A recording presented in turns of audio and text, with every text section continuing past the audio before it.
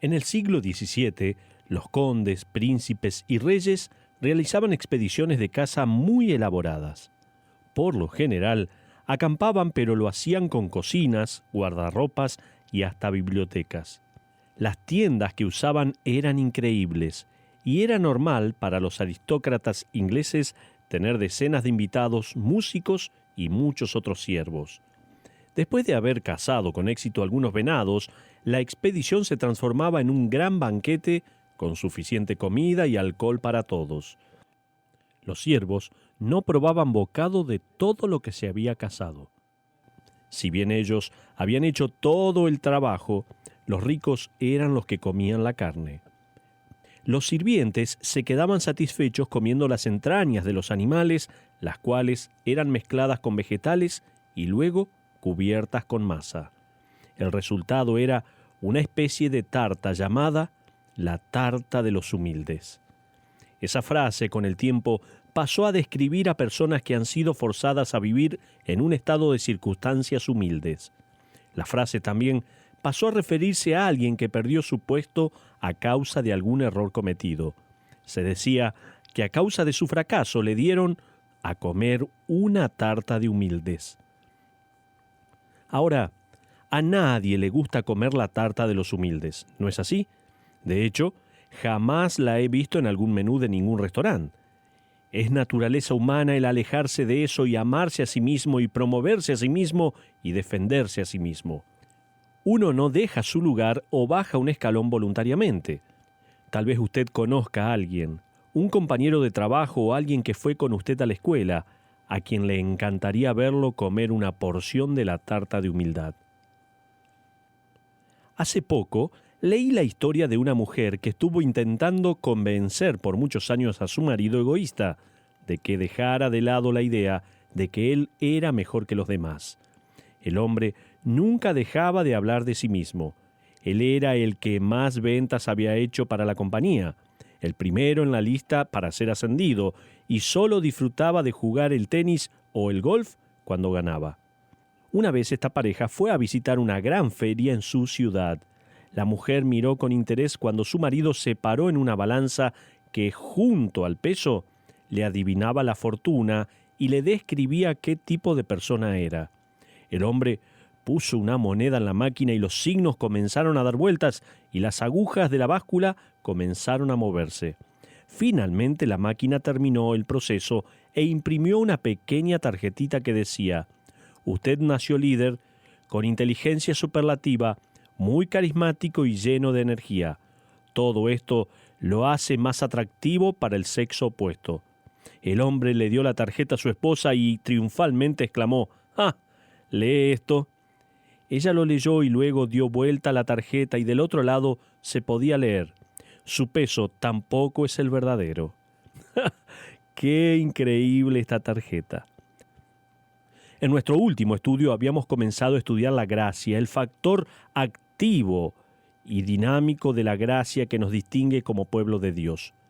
Nuestras vidas están marcadas con la gracia.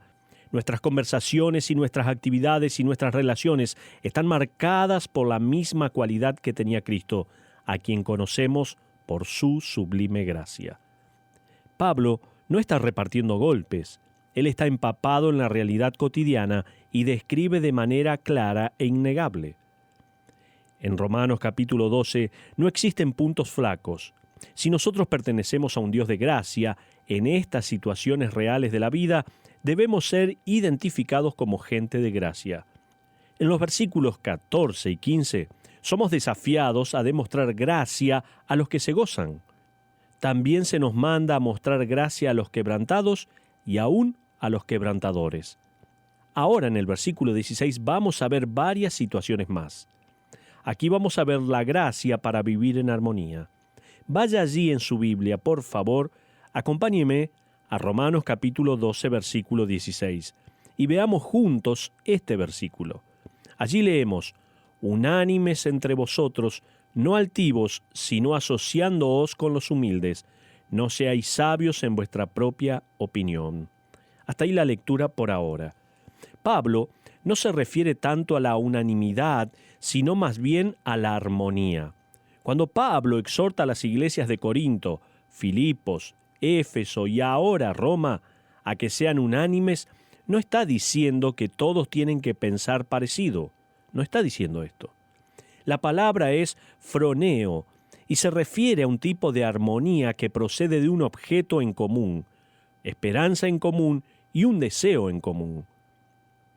Puede que usted sea muy diferente a los demás en el cuerpo de Cristo, pero tiene el mismo objeto de fe que los demás, la misma esperanza, el mismo deseo de glorificar a Dios. Es por esto que la iglesia puede ser tan diversificada y a la vez tan unida. Anoche en el partido de fútbol había unos 50.000 simpatizantes alentando a su equipo, probablemente muy diferentes los unos de los otros, excepto por dos cosas. Estaban vestidos del mismo color y, en segundo lugar, odiaban a los que estaban vestidos del otro color, los que simpatizaban por el equipo contrario. Pero la pasión por ganar los unía. Al mirar el partido por televisión, noté que unos simpatizantes pusieron en riesgo sus vidas al ir a la tribuna equivocada con los colores equivocados. Estos simpatizantes también tenían el mismo deseo, salir del estadio con vida. Cuando Pablo dice unánimes entre vosotros, nos está diciendo que una de las marcas de la gracia es la armonía. No se trata de uniformidad, sino unidad. Y la evidencia externa de la unidad es la armonía. En nuestra iglesia hemos entrado en las últimas etapas de la construcción del templo. Ahora es muy factible que algunos estén preguntándose, ¿para qué estamos haciendo este edificio? O tal vez se pregunta, ¿por qué no usamos el dinero para otra cosa? O tal vez la pregunta sea, ¿realmente hace falta? Bueno, la salud de esta congregación se va a manifestar en armonía si es que seguimos a nuestros líderes y por sobre todas las cosas, si seguimos a Él, al Señor como nuestro líder. Estoy leyendo un libro de Warren Wiersbe titulado Llamados a ser siervos de Dios. Es realmente importante. Y él allí nos recuerda que Dios nunca nos pidió que creáramos unidad en la iglesia. Esta ya está allí, ya está hecha la unidad. Ya somos uno en Cristo, tal como leemos en Gálatas 3:28. Pero sí tenemos la obligación de mantener la unidad para la cual Cristo murió. Entonces, esta es una pasión en común. Solícitos en guardar la unidad del Espíritu en el vínculo de la paz, dice Efesios 4:3. No es nuestra responsabilidad el producir la unidad en la iglesia. Nuestra responsabilidad es protegerla. Espero que quede claro esto. Uno de los atributos de la verdadera iglesia es la unidad, un cuerpo. Ahora, nuestras acciones deben de estar a la par de nuestros atributos. Una de las marcas de las personas que demuestran la gracia de Dios no es que tengan la misma personalidad, sino que tienen el mismo propósito. O sea, esta primera frase del apóstol Pablo es, ni más ni menos, que un llamado a llevarnos bien. Usted recordará el principio del versículo 10 de Romanos 12. Allí leíamos, amaos los unos a los otros con amor fraternal. También encontramos el siguiente principio, en cuanto a honra, prefiriéndoos los unos a los otros. Estas son las marcas del que tiene la gracia de Dios. El mundo solo se puede preguntar cómo es que personas con tantas opiniones distintas, distintos gustos y trasfondos pueden llevarse bien. El mundo se pregunta esto. Una respuesta es que pertenecemos a un Dios de gracia y entonces somos un pueblo de gracia. Ahora el versículo 16 podría dividirse según las tres frases que provienen de la misma raíz griega. La palabra phron, phronountes y phronimoi. Todas estas palabras están relacionadas con pensar o considerar. De hecho, déjeme mostrarle las tres palabras en el versículo 16. Unánimes entre vosotros. Allí está la palabra phronountes. No altivos, o sea, no pensar que uno es mayor que los demás. Phronountes. y también donde dice no seáis sabios en vuestra propia opinión. Phronimoi, literalmente una mente alta. Es obvio que esta palabra, repetida 3 veces en el mismo versículo, es enfatizada por una misma razón. Recuerde que Romanos 12 comienza diciéndonos que tenemos que ser transformados. ¿Cómo? Renovando ¿qué? Nuestras mentes. ¿Se acuerda ese pasaje? El venir a Cristo no significa que uno comienza a pensar diferente al resto del mundo. El venir a Cristo implica que usted tiene una mente nueva, una nueva manera de pensar, una nueva perspectiva, una forma de pensar transformada. Uno de los cambios más importantes en los creyentes es la manera en que pensamos los unos de los otros. Y ahora, en el versículo 16, Pablo nos da 3 formas de pensar específicas. Bien podemos dividir estas 3 frases y reescribir el versículo 16 en forma de 3 pruebas para pensar con la gracia de Dios. En primer lugar, la primera frase va a darnos la prueba de la armonía. Dice, unánimes entre vosotros. Así dice la palabra de Dios. La armonía en el cuerpo de Cristo es tan importante como la armonía en el cuerpo humano. Cuando hay una falta de armonía en nuestros cuerpos, cuando un grupo de células comienzan a devorar a otro grupo de células, tenemos como resultado a lo que nosotros conocemos y llamamos cáncer. Esa falta de armonía es igual de seria en el cuerpo de Cristo. Cuando usted va al médico para hacerse un chequeo, ¿cuán importantes son los resultados para usted? ¿No es así? Son extremadamente importantes. Hace unos meses estuve en el hospital después de unos 30 años de no pisar uno. Llegué a la edad en la que les sugieren hacerse una colonoscopia y una endoscopia. Recuerdo que estaba en la cama y una enfermera vino a tomarme la presión sanguínea. Una vez que terminó me dijo, mire, su presión está bastante alta. Pienso que lo que usted debe hacer es pensar cosas felices. A lo que respondí, ¿qué? Así es, me dijo. Necesita tener pensamientos felices y luego voy a tomarle la presión de nuevo. ¿Qué teología es esta?, me pregunté. Era vergonzoso saber que mi preocupación por los exámenes médicos quedaba al descubierto. Así que me puse a pensar cosas lindas. La enfermera vino, me tomó la presión de nuevo y me dijo, bueno, ahora sí, ahora está bien. ¿Alguna vez se puso a pensar que puede ser que pase bien un examen médico, pero no pasaría un examen espiritual? Eso sería terrible, ¿no? Este es un examen, la prueba espiritual de la armonía. Fíjese nuevamente en la primera frase del versículo 16. Dice, unánimes entre vosotros. Esto me recuerda lo que me dijo la enfermera. Piense cosas buenas de los demás. Vamos a la segunda. La segunda frase del versículo 16 nos va a dar una prueba más, la prueba de la imparcialidad. Porque dice la palabra, no altivos.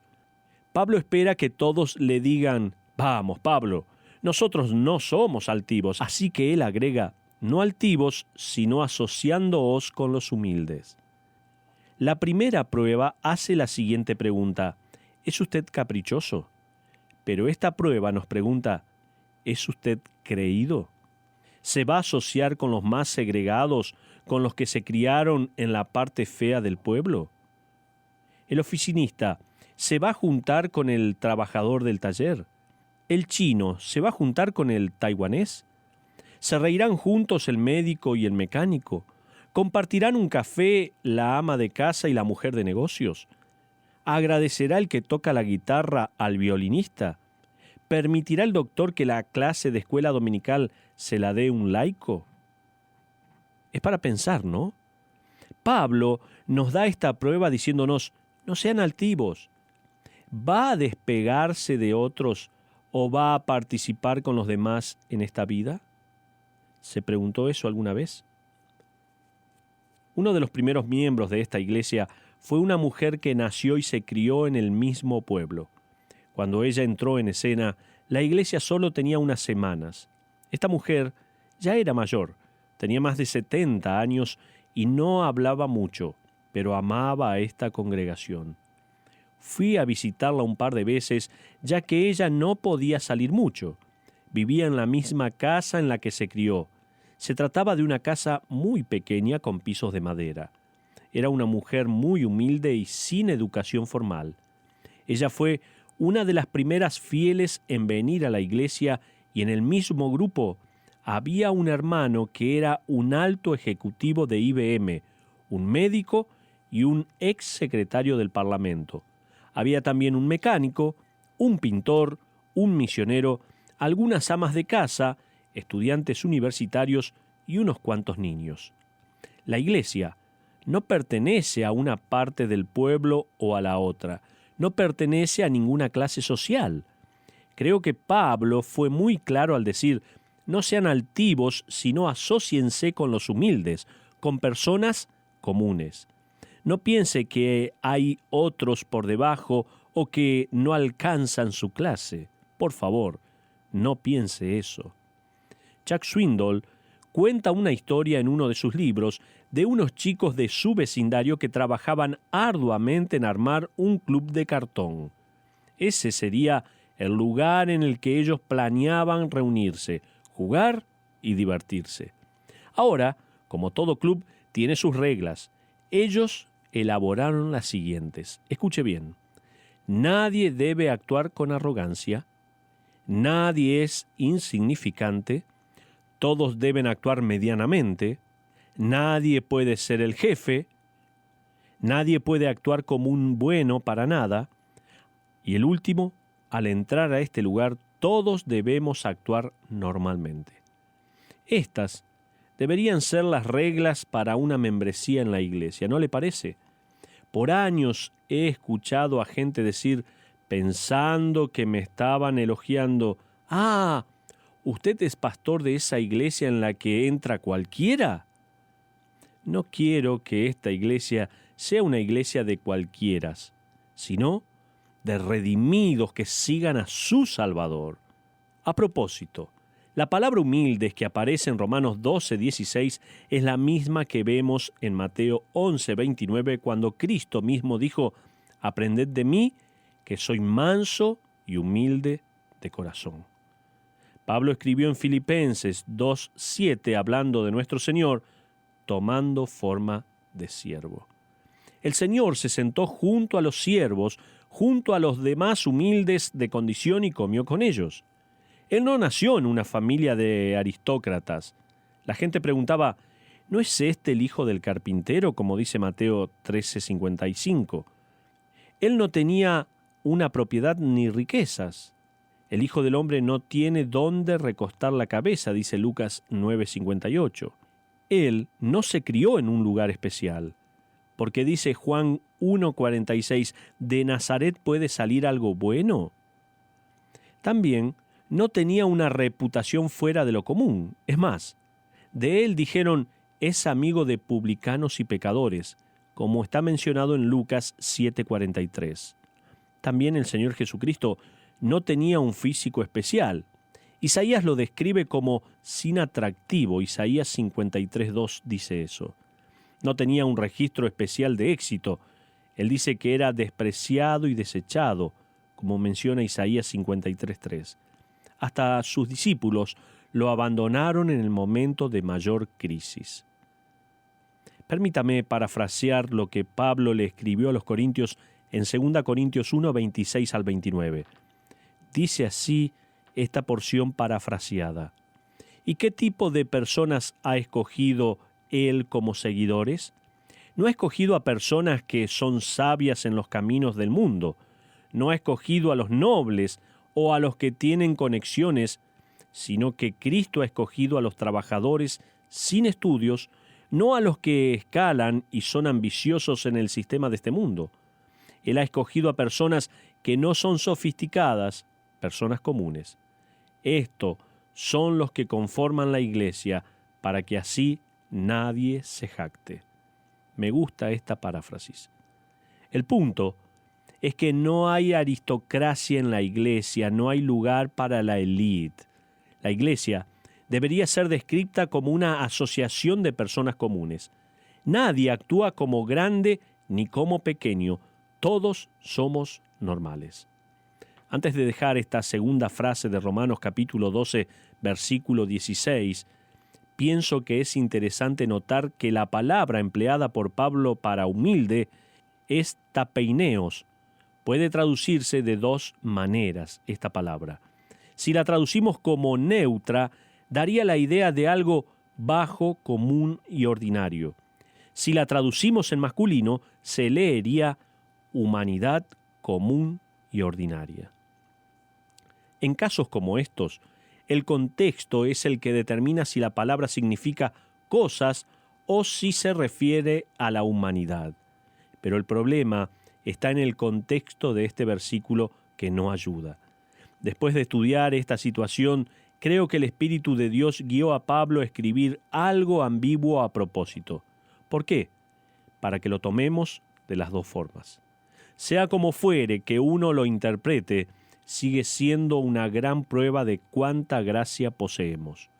Un creyente que posee y brinda la gracia de Dios no se rehúsa a hacer ciertas cosas en la iglesia de Dios. No está por sobre el que limpia los pisos o riega las plantas, no. Es más, un creyente con gracia no está por sobre las personas comunes, no camina por los pasillos con la frente en alto pensando que es superior a los demás.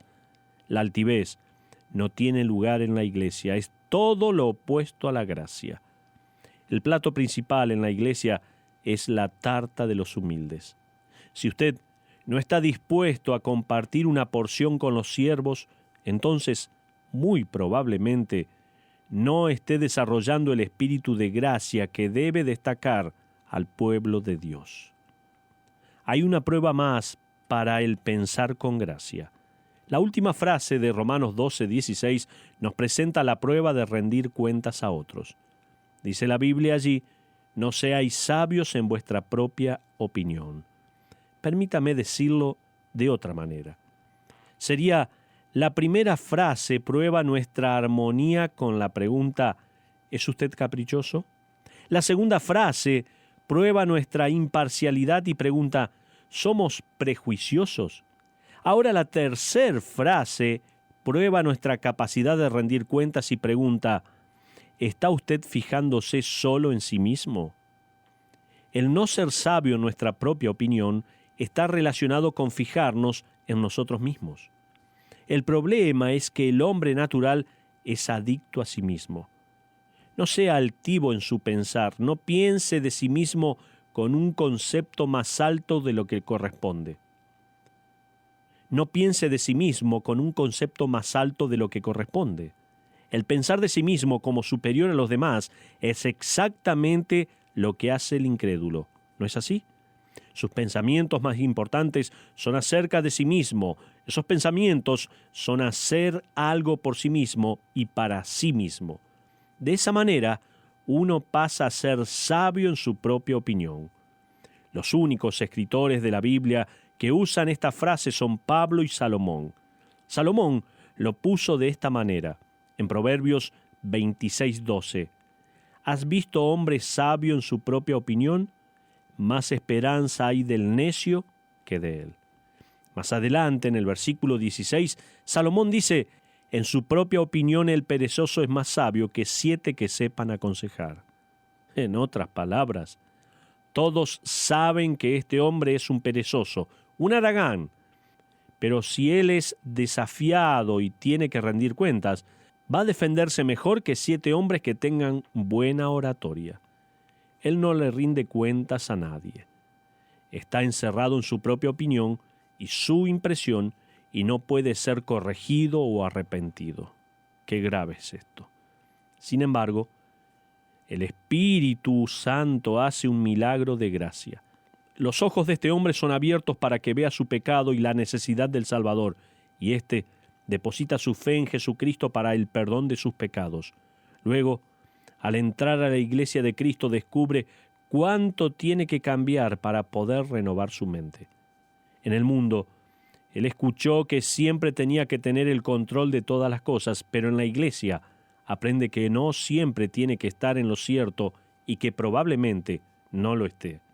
Entonces, Sea abierto, sea honesto, rinda cuentas, por favor. Dios nos ha diseñado para que necesitemos de guía y de consejo de otros. Aprenda a reírse de sí mismo y a admitir sus errores.